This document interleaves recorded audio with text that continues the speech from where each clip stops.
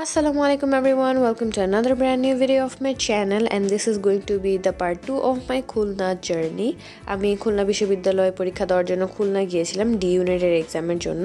তো যারা আমার ফার্স্ট পার্টটা দেখো নাই ব্লগে যেখানে আমরা ঢাকা টু খুলনা জার্নি করেছি, সো এই ব্লগটা দেখার আগে I would request you and suggest you to watch that vlog first.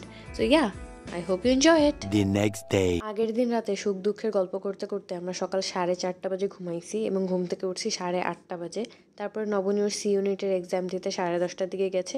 তারপর বাসায় এসে আমরা দুপুরের খাবার খেয়ে পরে একসাথে আবার 2:30 বাজে ডি ইউনিটের এক্সাম দিতে গিয়েছিলাম। A few moments later. আমরা লেট করে পরীক্ষা দিতে যাচ্ছি। Nabu, how are you feeling? নবনী একটা পরীক্ষা দিয়ে আসছে। How was it? এক্সাম দিতে যায়। হিল? আরে হিল কোন দিকে ভাই? ভাই অনেক আমি সানস্ক্রিন ইউজ করি নাই। আমিও সানস্ক্রিন ইউজ করিনি।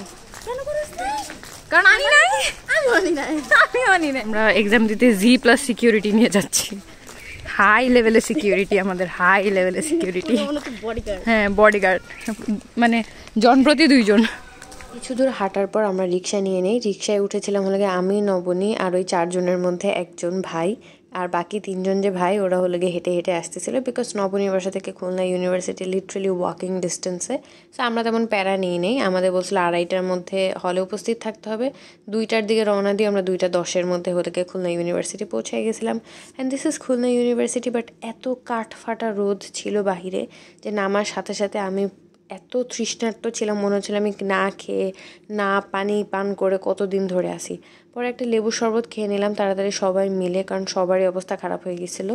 পরে কিছুক্ষণ পরে আমরা হলো গিয়ে এক্সাম দিতে চলে গেলাম। 2 hours later. How was your exam Naboni? কেমন হয়েছে? ভালো হয়েছে। এক্সাম দিতে যাওয়ার সময় যেমন কাঠ ফাটা রোদ ছিল, এক্সাম দিয়ে বের হয়ে দেখি তেমনই বৃষ্টি। যদিও আমরা যখন হলে এক্সাম দিচ্ছিলাম তখনই হলো গিয়ে তুফান ছেড়ে দিয়েছিল, একদম আমাদের হলের জানালা দরজা বাড়ি খাচ্ছিল। তো বাইরে বের হয়ে দেখি গুড়ি গুড়ি বৃষ্টি, তারপরে মুষলধারে বৃষ্টি শুরু হয়ে গেছে খুলনাতেও। আমরা আজকেই চলে যাব, আজকে হলো গিয়ে 6:30টার দিকে আমাদের বাস। সো মানে যাওয়ার দিনও আমি বৃষ্টিতে ভিজে ভিজে গেছি, আসার দিনও আমাকে বৃষ্টিতে ভিজে ভিজে আসতে হয়েছে।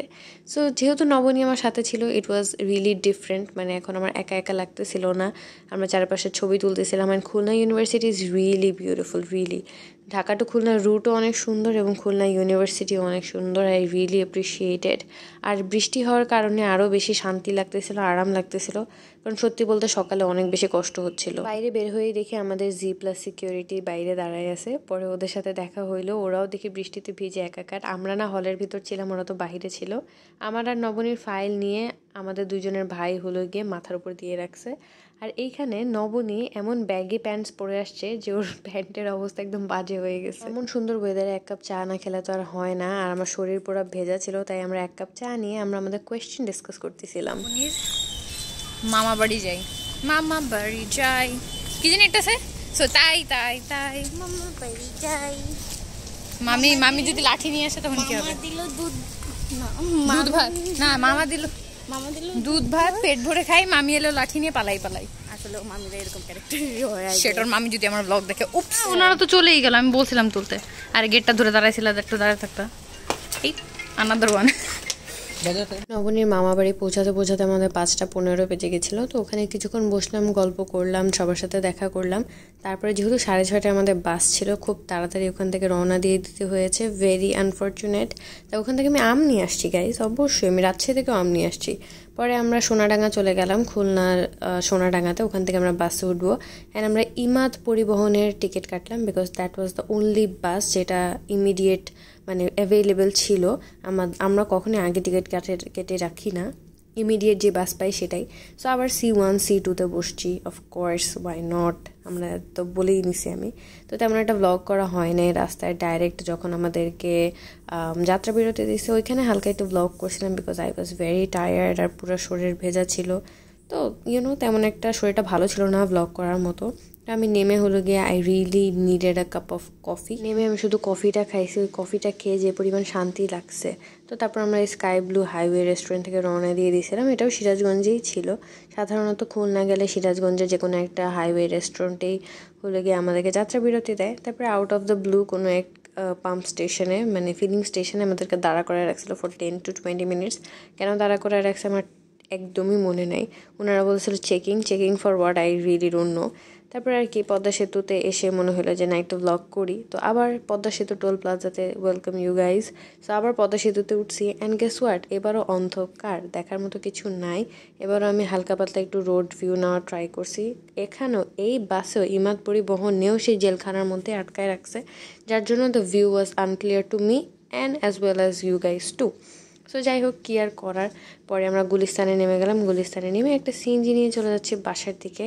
Finally home sweet home. যদিও আমরা খুলনা সেকেন্ড টাইম যাব, খুবই খুবই ইচ্ছা আছে, কারণ ওনারা আমাদেরকে এত থাকতে বলছিল। নবনীর নানু বাড়ি ছিল ওইটা। So everyone was so sweet, they were like থেকে যাও, বাট আমার ভাই he couldn't because he has a job guys. আমরা নবনীর মামা বাসায় কিছু ছবি তুলেছিলাম আসার আগে, তো ভাবলাম যে আপনাদের সাথে ওই ছবিগুলো আমি শেয়ার করি। So here are the photos. Thank you very much for watching this video guys. I really hope যে লাস্ট যে 4টা ব্লগ আমার ছিল, রিসেন্টলি যে 4টা ব্লগ আমি আপলোড দিয়েছি, Rajshahi part 1, 2 and Khulna part 1, 2, দুইটাই মানে 4টাই আপনাদের অনেক পছন্দ হয়েছে। অ্যান্ড ইনশাল্লাহ নেক্সট ভিডিওগুলো হবে বিউটিফুল এক্সাইটিং সিরিজ। কিসের সিরিজ সেটা আমি আপনাদেরকে নেক্সট ভিডিওতে বলবো ইনশাল্লাহ। Until then stay safe, stay happy and I will see you in my next video. আল্লাহ হাফেজ।